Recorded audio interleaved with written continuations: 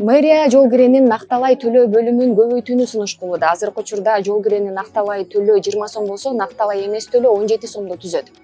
Кала бийлиги муну менен бардык жарандарды жол кирени төлөөнү накталай эмес түрүнө өткөрүүнү максат кылууда. Буга жарандар жана айдоочулар кандай карайт, азыр билип көрөбүз. Алар эми өстөрүлөт, көтөрсө көтөрөт.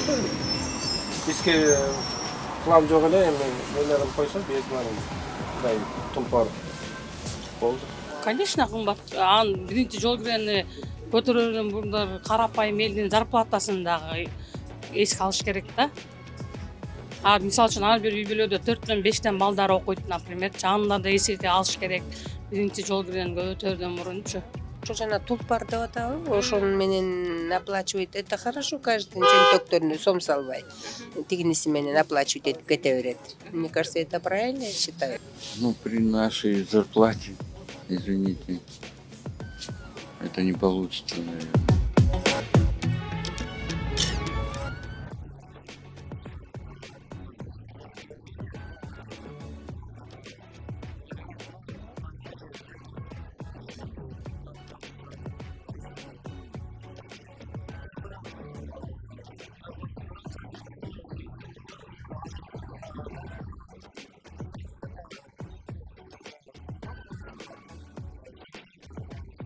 Айтып қой, мага деген вообще наличканы жоюу эле айлыгыбызды төлөп берсе болду эле.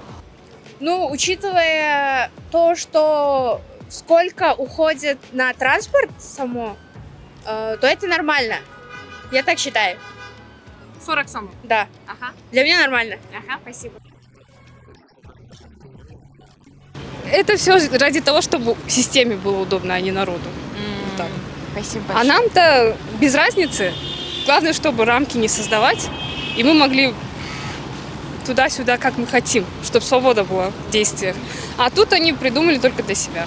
Мен үчүн көп ооба.